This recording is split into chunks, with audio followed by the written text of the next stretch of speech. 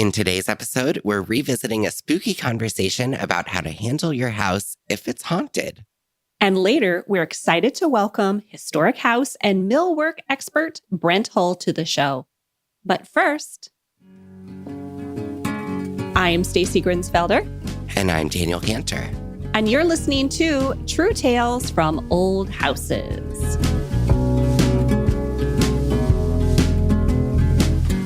Hi, Daniel. Hello and welcome to season 12 of your very own show. How are you? Oh, I'm great. It's your show too. And it's the audience show as well. It's everybody's show. We have a really good episode today, even though it's not October. Our first guest, Josie, has a fun follow-up to the ghost story episodes. So we're going to be chatting with her instead of doing a regular Q&A. And drum roll, please, Brent Hull. Brent Hull is here today. The Brent Hull. Yes. When I saw this email come into my inbox that Stacy had booked Brent for an interview, I immediately panicked and then tried to calm down because I love this man and I was so excited to talk to him. But before we launch into today's episode, we do have some announcements, and I want to take a moment to thank our season 12 sponsors, our old friends, the Window Course from Scott Seidler and Sutherland Wells. And we have two brand new season 12 sponsors, Repaint Studios and Old House Hub, a new online community from My Old House Fix. Yes, thank you to all four of you. We're very excited to have you this season. And if you haven't already left a 5-star rating or review for the show, we would love it if you would take a few minutes to do that. Yes, it really helps us. It makes us feel special, and it's an enjoyable experience for you. So you say. I actually had a person while we were on hiatus send me a message saying that they couldn't leave a review. But they told me what they were going to write in the review, and it was very nice. So yeah, Aww. You said an enjoyable experience. I think that's your mileage may vary on that one, but we'll appreciate it no matter what. All right, back to those announcements. What else you got? The first announcement that I have is that Brad and I, you may know Brad, Daniel. Heard of him? Brad and I are offering the Wood Window Workshop at Silver Lake again this summer. This is just a save the date sort of announcement. The dates, I believe, are going to be July 11th through the 13th and July 18th through the 20th. We're doing the 2 weekends again. Early bird tickets, this is what you're going to want to put on your calendar.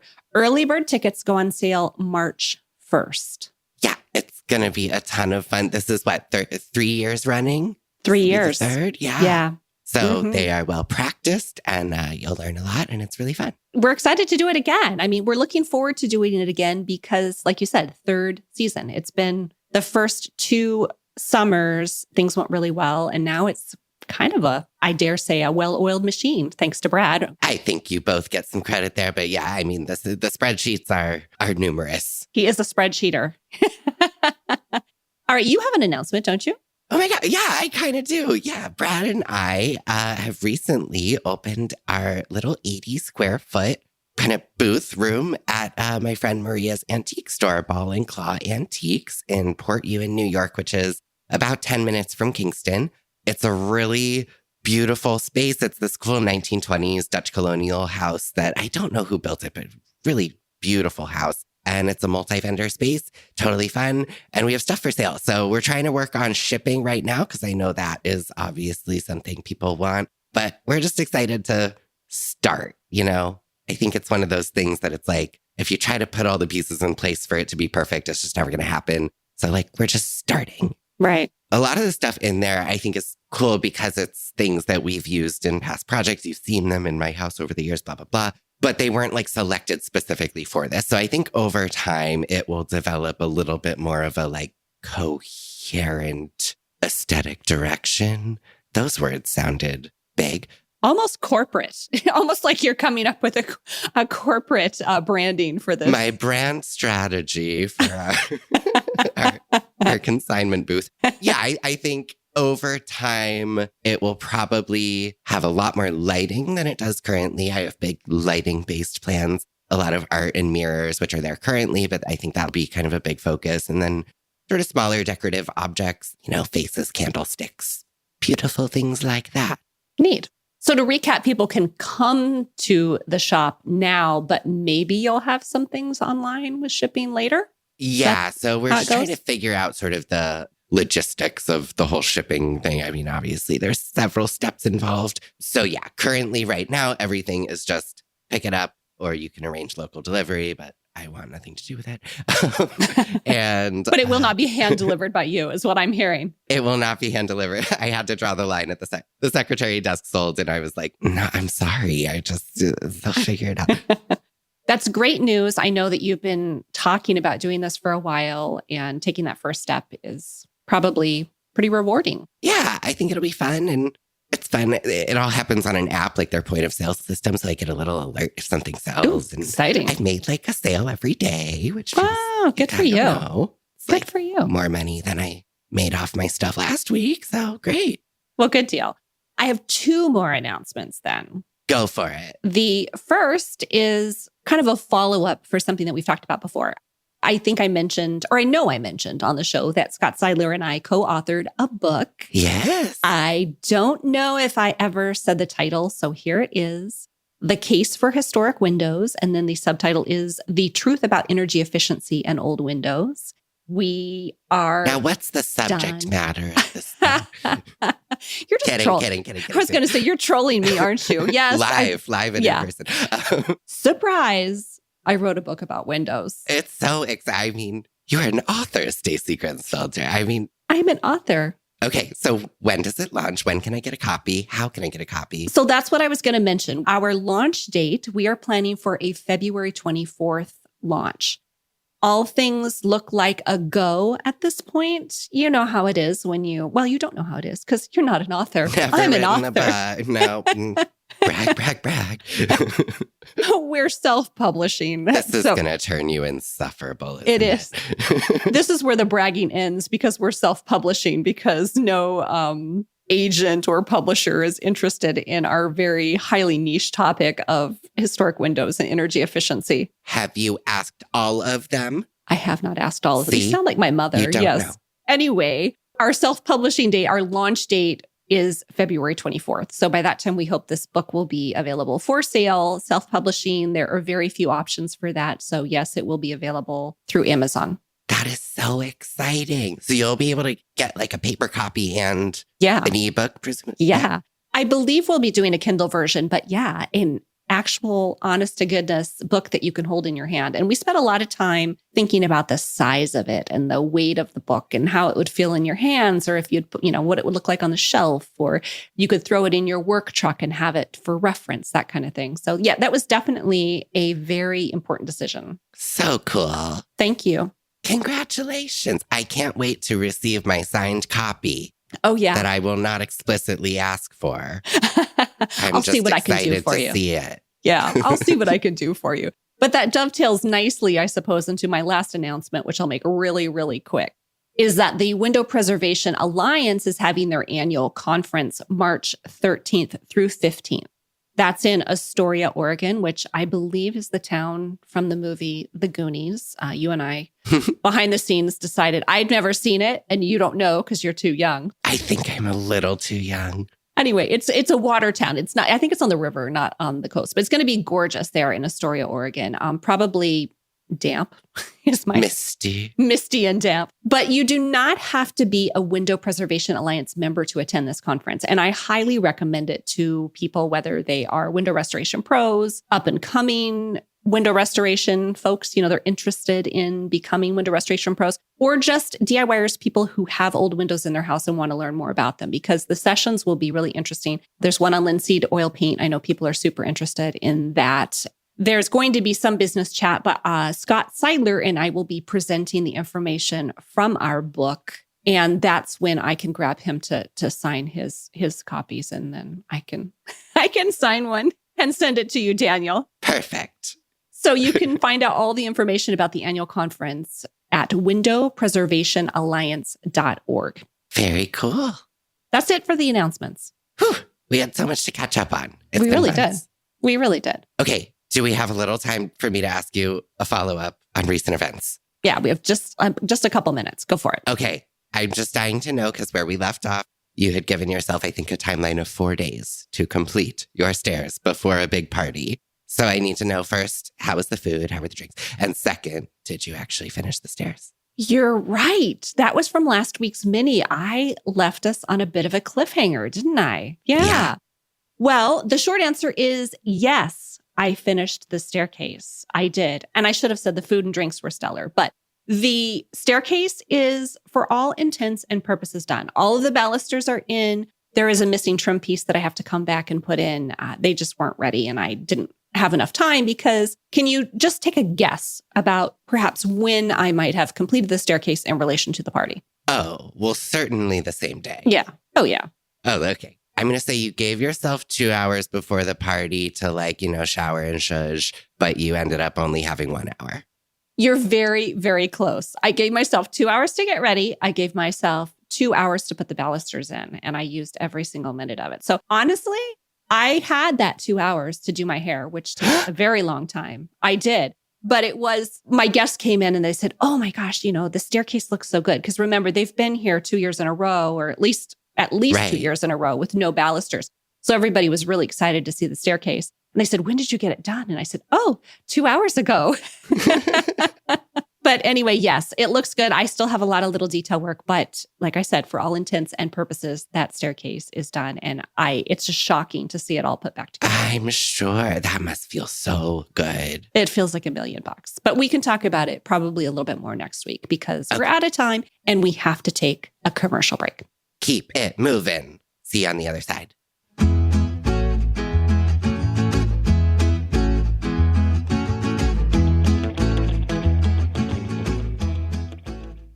True Tales from Old Houses is supported by The Window Course. The Window Course, created by Scott Seidler of the Craftsman blog, is a step-by-step, do-it-yourself program that will teach you, the homeowner, everything you need to know to successfully restore your wood windows. It's self-paced, so you can go as fast or as slow as you need, and there are several price points to fit your needs and budget. Stacy, I know it's hard to believe, but spring is just right around the corner, so now is the perfect time to get ready to restore the windows at your house. The Window Course has all of the information you need all in one place. Scott is offering all of his students a special deal. If you sign up for the Lifetime Access Package or the training package, then you'll also get a free infrared paint remover, and that's a $100 value. The Window Course is also offered with a money-back guarantee, and Scott is offering True Tales from Old Houses listeners a special discount. So for 10% off, visit thewindowcourse.com and use the coupon code TrueTales.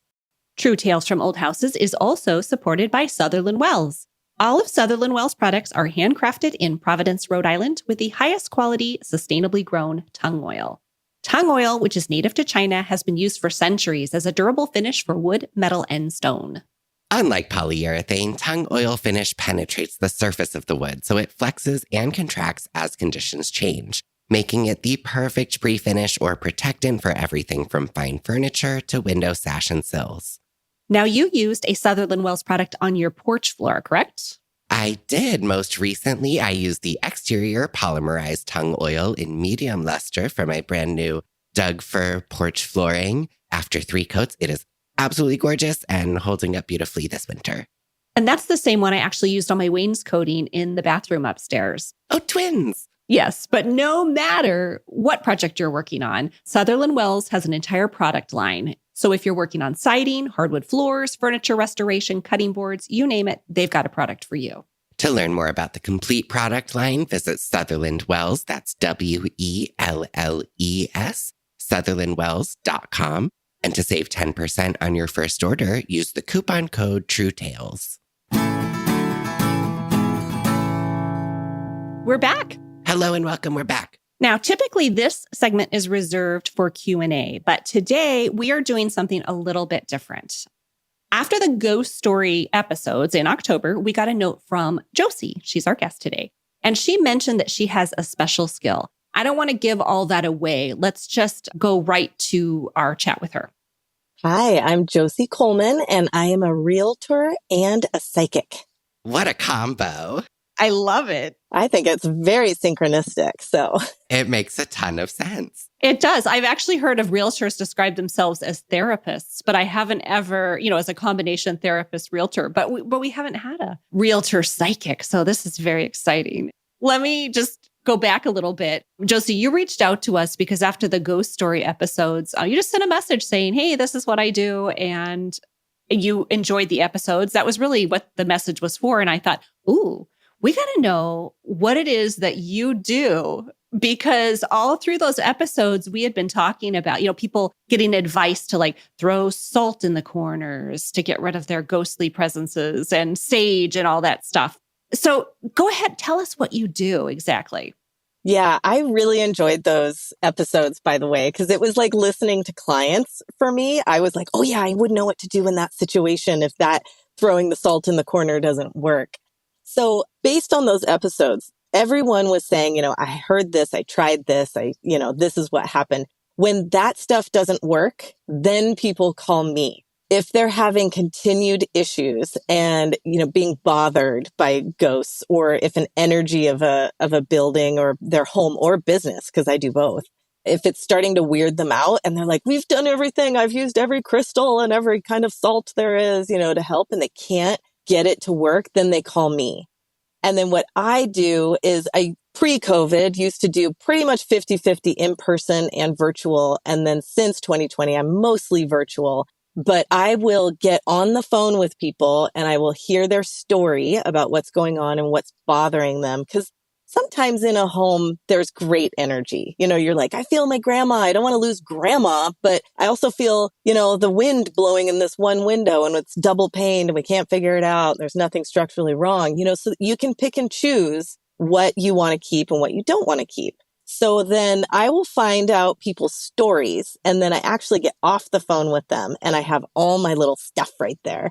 And I virtually, psychically look at the home and then go through each room and just check it. See if there's anything that's like an open portal. I think in one of your episodes, somebody was talking about feeling like there was traffic, or maybe they had mentioned a portal. Yes. And I was like, that's exactly what it is. There's just a door open and things are coming in and out. Yeah. That was Rebecca. She was in Tampa. I think that's the one you're talking about. And she basically had like the Grand Central Station of whatever, people seem to pass through her house on the way somewhere else or whatever, but interesting. Yes. And that can be like a thoroughfare can be created from hundreds of years ago. You have no idea. And it just happened to be where your house was built. Or things can happen in the construction of a home, the land, or just what's going on with families. There can be all kinds of reasons. But once that gets opened, if you don't know how to close it, then you basically just call somebody like me who can come in and close it for you. And the fun part is a lot of times I will try, I'll talk to the person at the beginning and say, this is what I see about your home. And it's kind of fun because I just trust it. Sometimes people are like, no. And other times they're like, that's exactly what we see. And so it's kind of fun either way. I actually don't care if I'm right or not. I just am reading what's going on in the home. In your experience, is it generally tied to the location, like the physical location of the structure, or can these things enter kind of through people that may come over? Like, that's a great question. What are the ways? Yes. Yeah. Both, actually. I would say the majority of the time it's where it's located. It's the structure. I separate out the structure from the land. I will always, when I'm looking at a structure, I will look at that separately. And then I actually get onto native land websites and see who is originally there, maybe see if I can find a little story, because I really want to honor the spirits of the land that were there first. So most of the time it's the structure. Like I had one experience where I was looking at the bones of the house. And then once I was asking some questions of the homeowner, I found out the person that built the home was going through a horrible divorce during the building of the home. And I was like, oh, that's why I keep seeing so much grief. And, it kind of made sense in that conversation versus another time where I was looking at a home and somebody said, I know that there's spirits here, and I could not see anything in the home. And then I took a step back and I looked at the land and I was like, oh, the land, there used to be a high traffic something going on there. And then when I looked it up online, it was a place in the state where native cultures came together to barter. And I was like, oh, so that's why it feels so busy. So it can be both. Wow. So I have a follow-up to that then. I had an experience in a house museum. I've talked about it a lot. No need to go back there. I'm sure everybody who's been listening knows that story of the house museum in Florida. But it reminded me of another episode we did with, I think, Brianna. And this has been a few years ago, I think before you even, Daniel. And she had brought in an antique or the antique was in the house and they bought it. And the whatever it was attached to that particular piece. I think it was a record player or something like that. So my question is, if it comes in with a piece and if you get rid of that piece, do you also get rid of the energy or does that stay behind? The majority of the time, I would say it goes with the piece because there's something that's a connection there, especially in my mind. I think, the more antique-y it is, the more the spirit is connected to the piece. But honestly, if that piece comes in with some sort of spirit that's like, this house is fun, there's like a portal there and, lots of things coming in, I'm going to hang out, like it can definitely jump. So it kind of depends on the energy that it gets brought into. Yeah, so interesting. So what would you say your success rate is for the most part? I mean, I know you probably don't keep stats, but I'm just curious. Like, do people call you back and say, Josie, that did not work? That's a great question. I'd probably say 1 or 2 out of 10 times I have somebody call and say, hey, nothing worked, or there was a little bit that worked and then we got to go back. I've probably had that happen maybe 1 or 2 times out of 10. And I'm happy to do it. I'm happy to go in and say, okay, let's see if I missed anything, or maybe I did clear something and it brought a different layer that needed to come up to be cleared. But I don't think I've ever had anybody that's been like, that was a complete bomb. Mm-hmm. I have interesting, roughly 400 questions. So I'm just going to keep packing stuff in. Do it. You have time for 3. Yeah, no, just kidding. Go ahead. Okay, well, there's 3 right off the dome. But I guess question number 1, like, because you're a realtor and you're often seeing these houses, presumably before the client does, have you encountered situations where you might identify a potentially bad energy and they totally don't? And like, how do you handle something like that? All the time, I have to say. So I have to say that I learned my psychic skills before I did realty. So I would say that's how I think. So when I walk into a place, if I feel some icky juju, like this just happened to me recently, actually. Walk into a house, I know immediately. Again, this is a divorce situation. There's lots of funky energy that goes with that, obviously. And I'm like, ugh, as I'm kind of walking through. And my client that I'm with is like, this is amazing. It's beautiful. I love it. And their energy, they were bringing in their love and their energy. So what I've learned through my psychic skills, which I did not make up on my own, I learned that from my teacher, is that is my experience. So keep my experience to me and let them have their experience, because they may never notice. And it could also be, if they bought this place, all the furniture gets taken out, it gets cleared out, and then they never even need to have me clear it. So I've really learned boundaries first and ethics. Well, it sounds very hard, like walking through the world, like, I know something you don't know, and I don't know where to say it. Oh, yes. Yeah. Can you describe sort of, what is the feeling? What do you see? Do you see something physical, or is it more of a feeling, or is it different for different things? Or I feel like I'm not asking this correctly, but no, that's actually, I also feel like you know what I mean. Yeah, I do. And that's the perfect way to ask it, because it kind of comes in layers. It's a little bit of everything that you said. I'll walk into a place and I will have a feeling first. And that's my indication, again, with the boundaries. Do I want to look?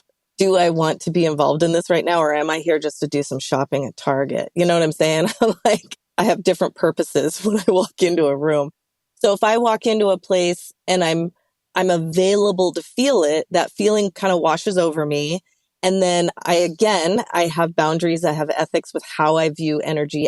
I don't believe in looking at energy to overcome somebody else's experience. That's their experience. I want to have my distance and my boundaries. But if I'm in a place where I'm like, oh, I kind of feel like tuning into this, and I will then just kind of sit and I do my energy work, just split second. And then I will allow images to come in. Again, I'm really kind of strict about that because I don't want to see everything. I just want to get an idea of like maybe what's there. And that happened to me one time when I went into a home as a psychic, not as a realtor, but they were selling that house. And they were like, I don't know what it is. I don't know why we're not selling. And I walked in, and I had been there before, and I loved these people. They were lovely. But I walked in and I thought, I just feel a lot of confusion. And I thought, okay, that's not me. I'm going to sit. I'm going to get my energy work great done. And then I'm going to tune in. And immediately when I tuned in, I saw an older woman in her, elderly, and she was confused and walking around. And I said, are you okay? And she said, I can't remember anything. I said, okay, well, do you want help going to your next place? Yes, I do. Helped her along. It's a whole story. And then when the owners came back, I said, okay, this is when the weird stuff comes out. This is what I saw. This is what I said. This is what I did. And they both just went white. And they were like, oh, the woman who owned this place before us had Alzheimer's and died in the home. Oh, and wow. I was like, there we go. Sorry, let me recover from my full body chills. I got goosebumps. Did you get goosebumps, Daniel? Because I did. You can see I them got through the Zoom. goosebumps too. Wow, that's really wild. Yeah. I have more questions. Can I ask one more? How about, do you have time for, one more? I think we've got time for about one more. Yep. Because I feel like this is very pertinent to our listeners. I feel like I can fall in this category. I think Stacy kind of can too, of feeling like our weird old homes certainly have had people live and die there for decades. And there's something. In my case, it's never felt like threatening or scary. And so I've had many people suggest like, do a seance, do this, do that. And I'm just like, we're not trying to mess. So what would you say in a situation like ours where it's like, yeah, there feels like something here, but it's not bothering us? Yeah. So can I add to that too? I think a lot of our listeners who've come in and told their stories who didn't want to disrupt the spirits, they were fearful of bringing in something bad. So they felt like, okay, something fine is happening here, something I can't explain, something that's not altogether unsettling. But if I interact with that, then I'm afraid I'll let something bad in. Yeah. Yeah.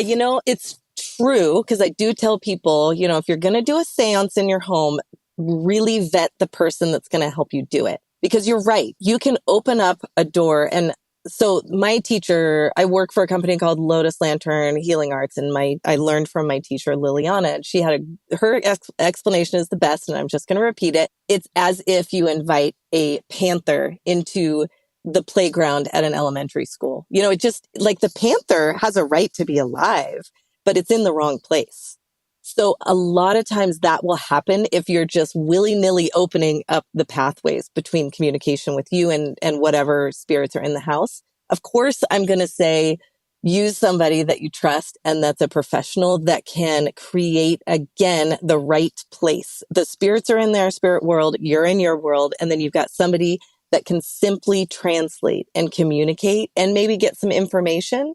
But at the end of that time of the inquiry, also kind of separate out again, create those boundaries, take that energy that is the spirit world and say, okay, you go back to where you belong. And then we all belong in this world so that there's no open doorways and kind of like that panther jumping in and out, because that's the thing that freaks people out is if there's no closure at the end. For instance, like for me, if I had somebody call me and say, hey, I don't know if I need a house clearing or I just want to talk to the spirit that I already know is there, I will create basically an appointment and an interaction with them that honors that. Like I'm like, hey, let's just tune into this and tell them we know they're there, see how it goes. You can ask questions. And then if that's all kosher and great, awesome. Let's separate our energy. Let's be respectful. If it gets to a place where they're like, oh my God, I'm so glad you're talking to me. Help me get out of here. That spirit, maybe we'll help them move on. So it's, yeah. So instincts were right, Daniel. You and I should not get together with our Ouija board and try to solve this on our own. Yeah. It is fun. I'm not going to deny it's fun to do that. I've helped people. I don't judge people that have done that and gotten themselves into trouble. I'm like, just call me. I'll help you. Josie, thank you so much for coming on the show today and explaining this, because I really had no idea. If somebody wanted to hire you or learn more about what you do, where can they find you? Well, first of all, it's kind of my gateway website is josiecoleman.com, and that will lead you to either my intuitive energy work or real estate. And the other place that I recommend is lotuslantern.org, and that is where I do my healing work. So if that's where you want to go directly, you can use either of those sites, and it's pretty easy to navigate both. Amazing. Okay, perfect. And I guess you're on Instagram as well? Yes, I'm on Instagram, Josie Style. So I think I've got that link in there for you. And I also do astrology. So usually that's, I kind of integrate the astrology with the energy and the stuff I'm doing. And I do videos once a week. So yeah, there's a lot going on in the world, as we all know. So we're just like trying to stay together. I know what you mean. For sure. Well, I will put all of those links in the show notes, your 2 websites and Instagram handle so that people can find you. And thanks again, Josie. This has been great. Thank you so much, Josie. Awesome. Thank you, guys. Josie's interview. What do you think? I loved that, Stacy. I loved it. I knew you did. If this entire show was about ghostly encounters, you would be thrilled, wouldn't you? It's not that I'm trying to replace the show, but I think that I could supplement with a side podcast that is pure paranormal. Do you need a co-host for that? Yes. Okay, great. Well, we are looking for questions this season for Q&A. So if you have any, please do leave us a voicemail by using that mic icon over on the True Tales from Old Houses website, or you can just submit your question through the contact form in the same place. And if you have a follow-up, maybe from a previous episode that we did, and you have some sort of expert or professional expertise that you can offer to the audience, then use the contact form for that too. We'd love to chat with you about it. Absolutely. Never too late to circle back on something interesting. All right, it is time to take another quick break. Okay. True Tales from Old Houses is supported by Repaint Studios. Okay, confession time, Daniel. In the past, how did you store your paint tray when you were mid-project? You're not going to like this, but I would use those cheap plastic liners and then I would store them in the trash. No judgment from me. I used a trash bag and that was a sticky, icky mess. But now I use the repaint tray. Okay, me too, but let's spread the word. Billy, who invented the repaint tray, knew that this was a problem for so many, so she created the solution, and now her woman-owned business is disrupting the painting industry. The repaint tray solves that mid-project paint storage problem. It has a reusable silicone liner, an airtight lid, and it keeps your paint fresh for weeks. Weeks, you guys, like weeks and weeks. It's like Tupperware, but for your paint tray. And the tray itself, I'd like to note, is a very heavy-duty metal, so it doesn't slide around, wobble, or bend when you're using it. Plus, when you're done painting, you can just let the paint dry in the silicone liner, and then you get to peel it off, which is exactly as satisfying as it sounds. The tray, silicone liner, and lid, they're all built to last. So that's better for you and for the planet. It is the last paint tray you'll ever need. Snag one for yourself at repaintstudios.com. And for 10% off your order, use the coupon code TRUETALES10. True Tales from Old Houses is also supported by Old House Hub, brought to you by My Old House Fix. Have you ever spent hours scrolling Facebook groups, Reddit threads, obscure websites, random YouTube videos, trying to find answers about your old house project? Stacy, I'm an old homeowner. Of course I've done that. Not to mention, those like deep dives where you come out 3 hours later and you know everything about Victorian paint colors, but you still have zero idea how to fix your house. And that's why we're so excited to tell everyone about Old House Hub from My Old House Fix. Absolutely. It's like a headquarters for all things old house. It's an exclusive online community where you can gather resources, browse archives by topic, connect with fellow enthusiasts, and get expert advice. It's also a place where you can share your passions without getting lost in endless social media feeds. And there's no creepy AI algorithms suggesting totally unrelated content. It's just good, meaningful conversations with people who get it. So no more scrolling, no more headaches, just connection and answers. It's beautiful. It's like old school internet for old house lovers. And the best part is right now, True Tales from Old Houses listeners can get a 1-year membership to Old House Hub for free with the coupon code TrueTales. That great deal is only available during this season of the podcast. When season 12 ends, the deal ends. So don't wait. Visit oldhousehub.com to join the Old House Hub community for free and finally get a go-to place for your old house questions, projects, and inspiration.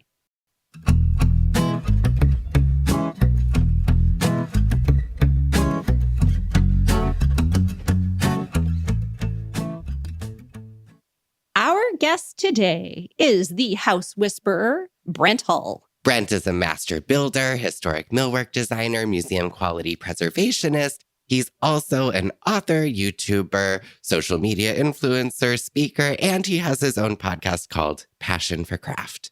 Like I said, house whisperer. Yeah, I'm Brent Hull. I'm a contractor, millwork guy, and an old house lover in Fort Worth, Texas. Been doing this for about 30 years. Very grateful to be on the show. Hello and welcome, Brent. Hi, Brent. Thanks for being here. When I told our listeners that you were going to be on the show, I got so many messages of excitement. They were happy you were going to be here. And of course, we are too. Good. That's great. Brent, hi. I had the same experience as Stacy posting about you, and oh my God, he's coming on the show. So for those uninitiated, or even for us, I mean, I sort of feel like I know you through Instagram and stuff, but who is Brent Hull and how did you get to this point? Well, about 30 years ago, I went to a school in Boston called North Bennett Street School. 2-year hands-on preservation training. It's a preservation carpentry course. And going there kind of taught me how houses were built 250 years ago. And the contrast between that and the way things were crafted and houses today was so stark, was so powerful that it's kind of steered my course towards building new houses with an old soul and restoring buildings and houses and helping people with design too, because, I've said that most houses after probably 1960 or 70 have no style, and people want style. They want beauty. They want something well crafted. And unfortunately, most houses aren't that way. So I find myself fixing a lot of houses for people that want kind of a historic precedent in their houses. And so, but that North Bennett Street really shaped me and molded me into the guy I've turned into today, for better or worse. We're familiar with the school and it is absolutely fantastic. I think it's changed a lot of lives. Yeah, I'm on the board now. And my son's there. He's just in his first year in that same program. He was an engineering student and decided he wanted to come on board. And so I was like, well, you have to go there. So yeah, it's exciting. And I'm looking forward to seeing what he brings to the company. Family company. I love it. Yeah, no, it's great. So I think of you as very much kind of a architectural historian expert kind of person. And you've described yourself as a contractor and millwork guy. I was wondering, it's sort of been my experience, like working with architects, that this knowledge tends to just be sort of lost or maybe immediately forgotten or never taught in the first place. Can you help me make sense of that as somebody in your position? I mean, do you experience the same thing? And what do you think the solution is? Or is there a problem in the first place? Well, it's something I talk about quite a bit because I think essentially I just did a video on YouTube called 20 Years That Changed Home Building. And it really focuses back to that period right before World War II with the Great Depression and the World War. There was a period of time where we just weren't building as many houses as we used to. And coming out of that time, there was a strong focus on building and design, and a lot of things changed. Historically, architects make up 1% to 3% of all houses that are built. And so it's not a high percentage. Most houses come from plan books and builder books and things like that. Even historically, that's true. But what happened with architects is that there was a strong push after World War II for modernism. And if you look at the way Frank Lloyd Wright or Mies van der Rohe or any of those great architects studied and learned, it was by studying the past. And the École des Beaux-Arts in France, that was the great school for teaching architecture. Historic precedent was really what they were about. And they were looking at the past to kind of design forward. Now, architects want to be original. They want to be, and to be a great architect, you have to be unique and different. And, Frank Gehry's buildings, for better or worse, he's pushing that envelope. And unfortunately, architects feel like they have to be great, you have to be an individual. And that really wasn't the way, historic architects and historic buildings used to be built. And so you have this market now where most people want a traditional house, something nostalgic, something that reminds them something that's designed around something. And most architects aren't trained to do that. And so, those Instagram reels and the YouTube videos I do really they're fixing houses, but most of the time people can't believe that, how could an architect design this? Most of the times an architect didn't design it, right? And so, and two, just because the architect went to architecture school doesn't mean that he understands traditional design. And so there's only a few architectural schools in the country that still, or that base their teaching on classical or traditional design ideals. And so most architects don't understand that the column has emphasis, has shape and movement, don't understand how to build an entablature, don't understand all of those traditional things that used to be common knowledge and that's been lost. And so long answer to the fact that, architects just aren't being trained in that world anymore. And it's kind of poo-pooed and looked down upon. And so you end up seeing a lot of traditional houses that are really bad, poorly executed, if you look at it from an historical precedent and how we used to build. So it's a lost art of building, in my opinion. Mm-hmm. Yeah. It seems to me like, when you make a copy of something and then you make a copy from the copy and then you make a copy from the copy of the copy. I feel like that's where we're going with these houses. And it feels like all the good things just keep getting sort of dropped off. And then we have this weird kind of mishmash of whatever it is. Like visually, we can see that it's not quite right, even if we don't understand the actual math behind it or what you're talking about, the architectural principles. I mean, if you look at like a bungalow house from the early 1900s, that house was built and designed around a philosophy. It was a rejection of the heavy ornamentation of the Victorian era. It was the desire for simplicity. It was a desire for just honesty in building. And so there wasn't this false ornamentation. There weren't bright colors. And so all the parts and pieces that went into that house were around a philosophical ideal. So moldings were stained and not painted, let the natural beauty of the wood come through. Floor plans opened up. Hardware was simplified. It wasn't ornamented kind of unnecessarily. And so, but all the parts and pieces that went into that house, even the brackets that hold up the eaves, were functional ornamentation. And so the house was designed around a philosophical ideal, a theme, and houses today aren't. Houses today are assembled. The builder says, go pick your brick, go pick your siding, go pick your windows, and I'll install it. So they're assembling parts and pieces. And it's really hard for homeowners. And I wrote about this in my book, The Timeless House, building a timeless house in an instant age.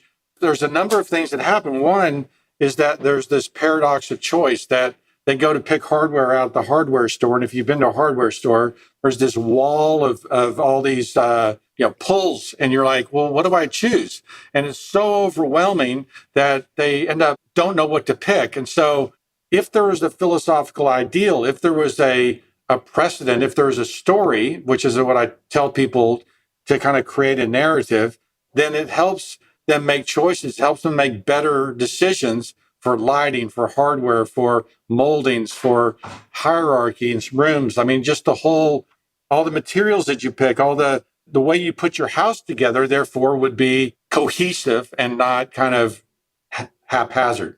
Mm-hmm. Such a ringing endorsement for hiring a design professional.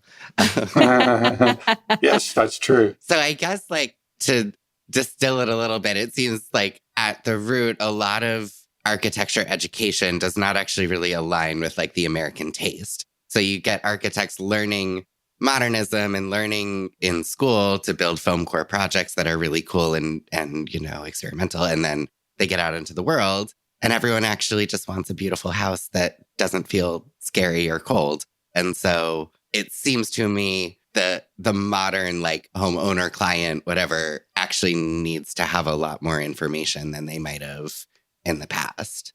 Yeah, 100%. Most of the really good traditional architects that I know today, and there are a lot of them, are self-taught, were not trained, or the things that they learned in architecture school, they realized, and I've heard these stories from them, that something's missing. And I remember one architect telling me I went to Europe, or I was in an historic neighborhood walking around, thinking about the things that I was being trained and looking at the buildings and these historic buildings going, no, what they're telling me is not lining up with what I'm seeing. And so it began a journey for them of trying to figure out how to build beautifully again. And it was by looking back instead of looking forward. So I've heard stories that, because they're trying to be unique and individualistic, because they're trying to be cutting edge. I had an architect tell me a story that when she was in school, the professor one day told them to take off their shoes and socks put the pencil between their toes and they were going to draw floor plans with their toes, right? It's just, okay, so he's trying to be creative. He's trying to get them to think outside the box, but wow. But why? Why? Right? Yeah.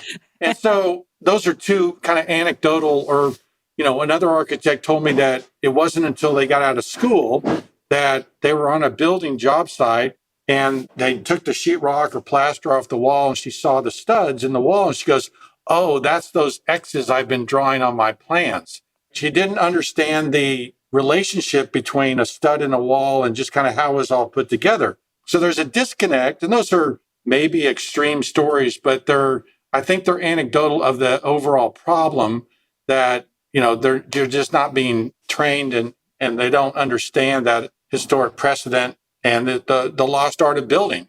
So one of my favorite things that you do are these house fixes. So Me for too. those who haven't seen them, Brent will take a photo of a existing house that is uninspiring and overlay it with vellum, trace it, and change elements, but generally very subtly. You're changing column sizes, window sizes, maybe eliminating an eave that really don't need to be there, that kind of thing.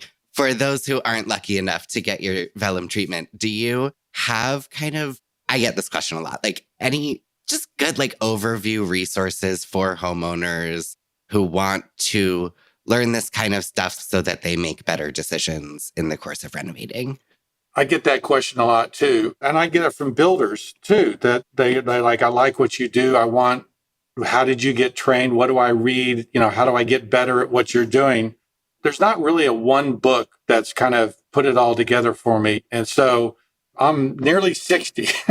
I'm an old man. So part of it is just learning over time, just being a student of it. And my career went through a number of different iterations.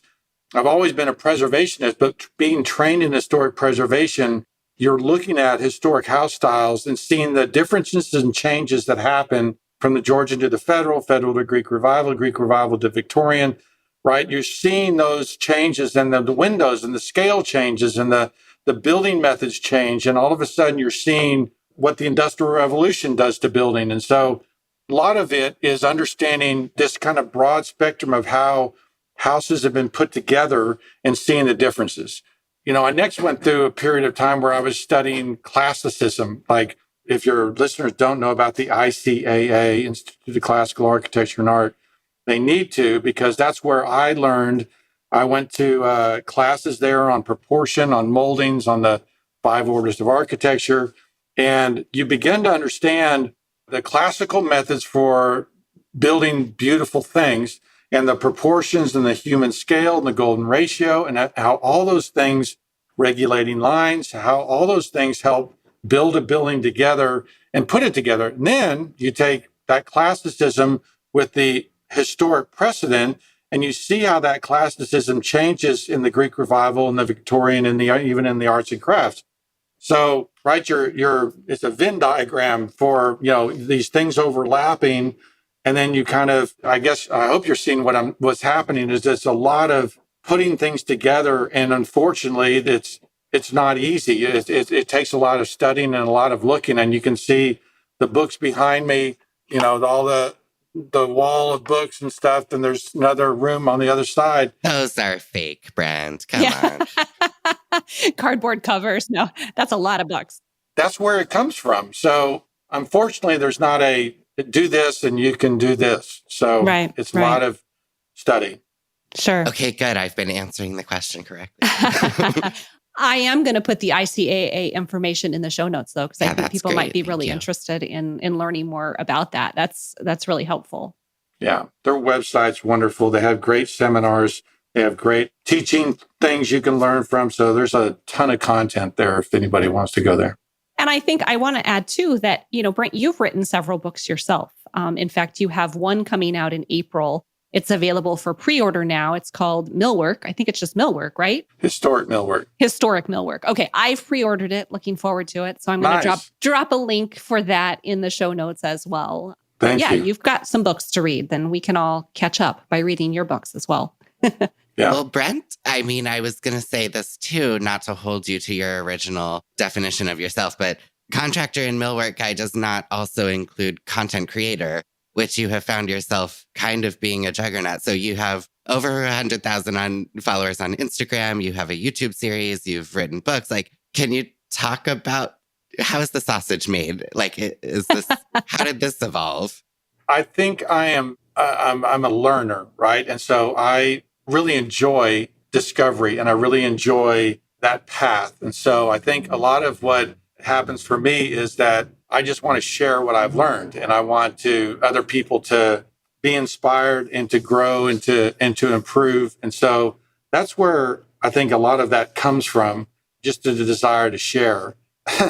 But, it's a little bit exhausting. I'm trying to find the right blend of material. And I do 2 videos a week on YouTube. I'm thinking about cutting that back to maybe 2 a month instead of 2 a week so that I can make longer, more, just delve into things a little bit more. So I'm still trying to find the balance, but most of it comes from just a desire to share what I've learned and I really do love it. And so just hoping other people appreciate it. And I get some nice comments that it helps people. So that's always encouraging. Well, as one content creator to another, it is exhausting. And I thought you were going to use the B word of balance. And I was like, yeah, I don't think the balance it exists. We just keep trying to put out content and it is an ongoing struggle for many of us. Yeah. Whatever you're doing it great though. Yes. Thank you. That's very nice. It's very compelling. Can't recommend it enough. Good. Thank you so much. I don't want to put you in a spot, but are there any new building techniques or products or just things that you actually do think are an improvement in the trade that are new? I think I would take 100-year look at what's new. And I would say that, I just did a video on insulation. And I think that, we didn't start insulating our houses really until after World War II. And so, my last part, I didn't get into this, but the last part of my career, the last 5 or 8 years, I've been studying build science. And so build science is a big buzzword on the building side. And it's basically a desire to make houses as efficient as possible. It's a two-edged sword because on one side, people go, I'm going to make my old house efficient. And they go, I'm going to take out my windows. That's the first thing I'm going to do. And that's a terrible decision. It's a waste of money, and you're never going to see that money back.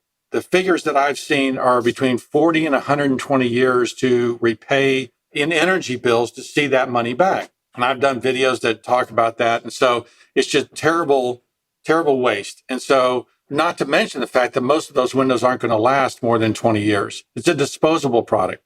Sorry, soapbox, another time. We love this soapbox. This specific soapbox. You're talking to the right person. I just finished co-authoring a book on that very subject. So yeah, you're good. Good. We're here for it. We need more of that out there. And so I think the biggest bang for your buck is insulation. Now, I hate foam insulation. And, there is you probably know this, but there is a article in the BBC about a month ago that basically the lenders have stopped lending money to houses that have foam in England. And so the spray foam, the spray foam, the open cell spray foam. And the problem with the foam is that, and I used to use a lot of foam in every house and was proud of it, but we began to have problems and we began to have rotting and we began to have all these things. And I'm just like, I think it's our generation's asbestos. And I think that we are going to start seeing lenders, not lending money on a house that has foam because it holds water. I think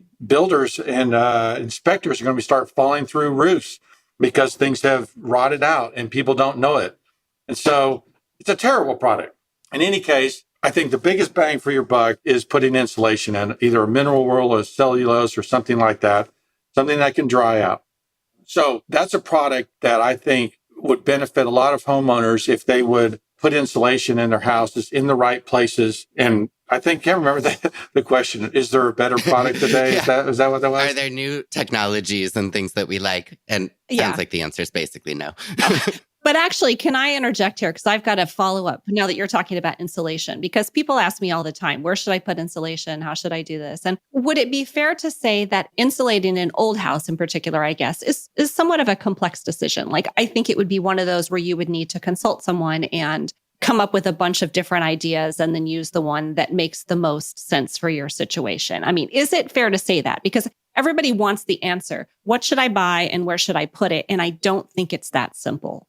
Yeah, unfortunately, it's not that simple. And me in Texas, okay, the quick answer is in the attic. There's the quick answer because most of your energy loss goes out your ceiling. But in the South, where our AC units are in the attic, and we like to encapsulate the rafter lines, not the ceiling joists, so that you're not making ice cream in an oven is the term I've heard, where it's 140 degrees and you're trying to make this really cool air. But if you can encapsulate the rafters, you can drop that temperature down 30 or 40 degrees and it becomes a more efficient way of cooling the house. And so, the next place is in your walls, but the walls can be a really inefficient and invasive way to try to get insulation in the walls. But to answer your question, or to agree with you, it is complex because the type, how you put it in, your installation is really important. And what climate zone you're in is all going to drive that decision. And there's houses that were made in the 20s and 30s that have structural clay tile walls that you can't put insulation in those walls. And so it's hard. And then people look, well, I'm just going to fix my windows. And, that too is possibly throwing good money after bad. So sure. Anyway, yes, It's hard. Okay. Yeah. All right. I think what's hard too is like when you hire that expert to come into your home and do an audit and make recommendations, like so often, I think they will absolutely recommend that you spray foam your whole rim joist and for sure. Spray everything. Going back to your question, I think a tankless water heater is a better way, is a more efficient way. And you don't have the potential problem of a leak in an attic with the water heater going down to all the other floors. So I think the efficiency of a tankless water heater, I think is better technology.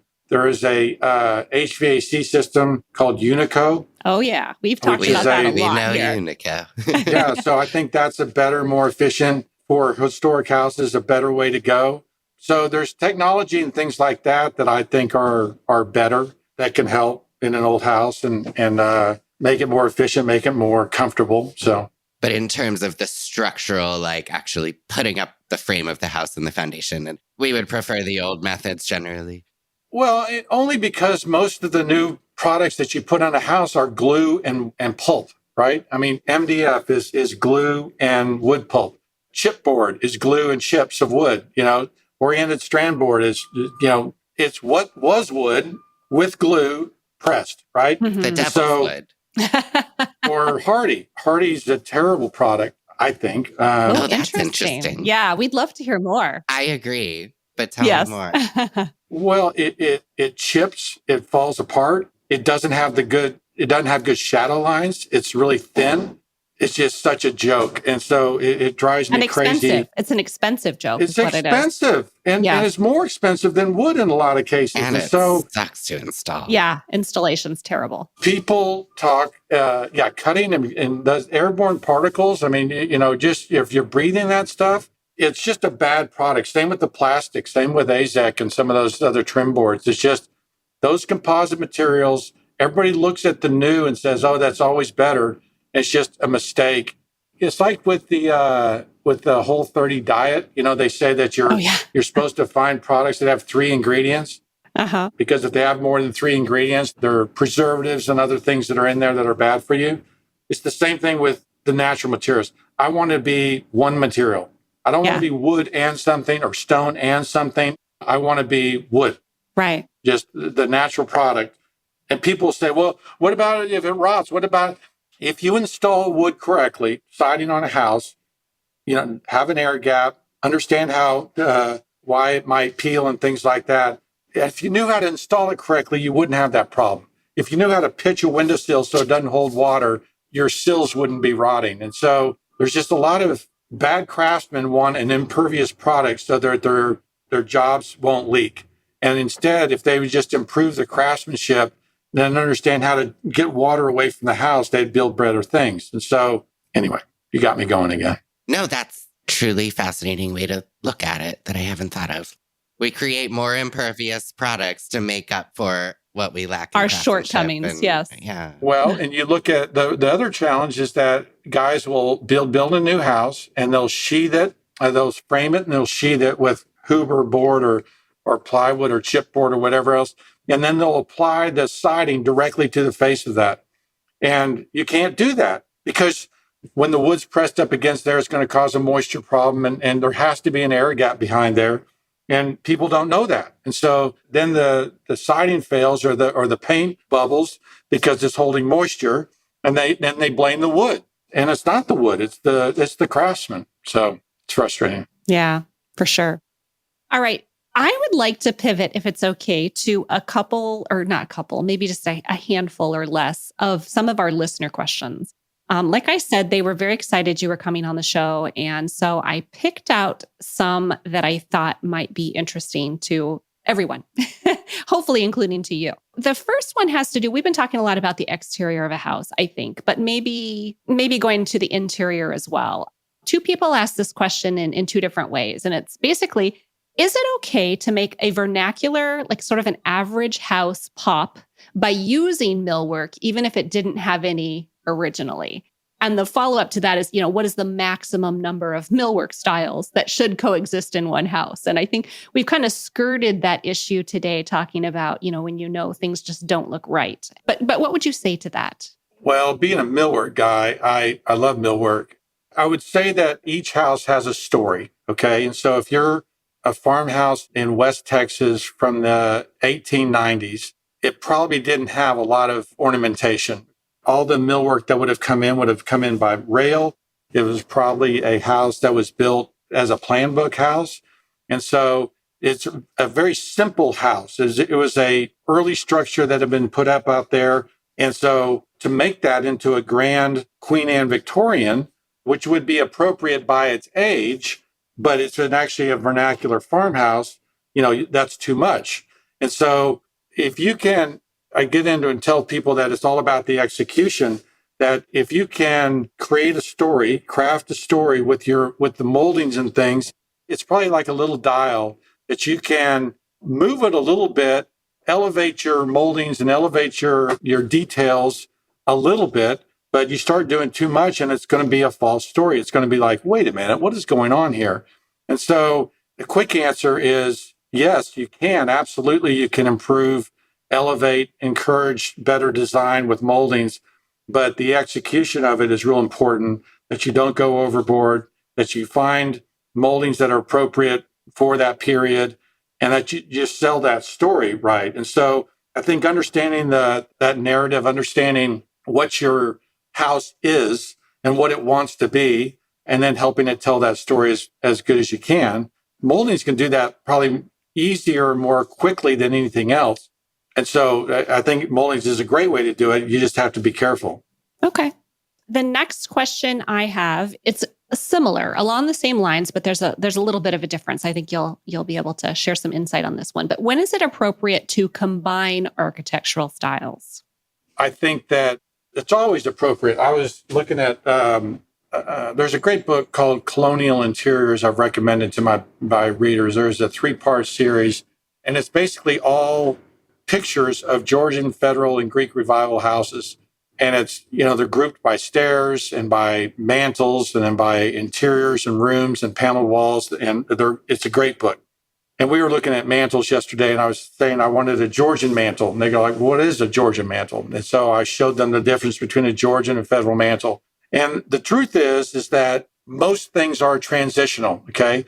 There isn't a pure, perfect Georgian house, and there's not a pure, perfect Federal house. There are all these blends of different elements and different details. And so if the Georgian period ended at the Revolutionary War, and then the Federal period starts after that, there's probably a 20-year swing, maybe even a 30-year swing, depending on where you are, of Georgian details coming into the Federal era and Federal details bumping up against the Georgian things. Same with Greek Revival, same with Victorian. And the later you get, the more transitional they become. I've walked into many period revival houses that are Tudor on the outside, and they'll have a colonial revival stair. And so in any case, it's the historic precedent for doing that is out there. And so you can feel you don't have to be totally pure. Now, at the same time, I would encourage people to try to be as pure as possible. only because it's going to be a better crafted narrative that's going to communicate. And like if I wanted an English revival house, the more details that I put in there that are English revival, the better that house is going to be than if I tried to put Victorian and, colonial revival and arts and crafts in there, right? It kind of start turning into a mess. And so there's leeway to do that, but it's just, you got to be careful. And I have one more question for you. I'm going to ask you this one because Daniel and I do a Q&A portion on this podcast every episode too. And I feel like this is a question that somebody would give to us. And so I have an answer in my head, but I'd love to hear yours. It is how would you fix a split level house to make it look more traditional? I want to say that, by definition now, these split level houses are historic, being over 50 years. And so this question kind of gave me a little smile when I read it. And I'm just curious what you would say to that one. The crazy thing, when I first started in preservation, ranch style houses were just becoming historic. And we were looking at ourselves going, oh my gosh, what are we going to do with all these ranches that are now historic? Now, we get into 2030 and McMansions from the 80s are going to be historic. No. It makes me go, but to answer your question, the ranch period is a funny period. A split level ranch is tough to make it classical. And a lot of people will ask me, like I live in a 1962 ranch house. That isn't a very good ranch house. It's a mess. I mean, it's not a very good house. We love the neighborhood. We love the big trees and everything else. But I don't live in a great house. I think people are sometimes disappointed to hear that. I tell them, you need to embrace the split level and don't try to make it what it isn't. Because, kind of what I've been saying about this execution, you don't have the height in those houses. You don't have rooms with 12-foot ceilings in those houses. You have rooms with 8-foot ceilings. And so to make the classical orders work in an 8-foot ceiling is your chair rail's at 2 feet tall. It ends up being goofy. And so I would not tell people to try, it would be hard to make a split level classical in a good sense. So I would embrace that mid-century look, and I would run with that. Yeah, lean in. I think don't try to make it something it's not is a great place for us to end today. And Brent, I just want to say thank you. This has been such a pleasure to have you. I've learned a ton. Every time I think I know a lot, I find out that I don't. So thank you for educating me and for educating everyone who listens. Thank you, guys. I really appreciate it. Man, that was great. Stacy, do you feel like a different person having spoken to Brent Hull? Well, I feel like I learned so much more than I even expected. He's one of those kind of people that if you just spend 5 minutes with him, you will find out what you didn't know. Yes. I really enjoyed it very much. Can I admit, I thought he was an architect all these years. Really? I just assumed. Yeah, I don't think I knew one way or the other, but gosh, I guess there's no arguing that he's super talented. He's a wonderful contributor and ambassador for the Old House community. Absolutely. Thank you to all of you for listening to True Tales from Old Houses. Thank you to our guests, Josie Coleman and Brent Hull. This show would not be possible without the generous support of our sponsors, the Window Course, Sutherland Wells, Repaint Studios, and Old House Hub. To continue the conversation, come visit us on Facebook and Instagram at True Tales from Old Houses and follow Daniel at Daniel Kanter and Stacy, that's me, at Blake Hill House.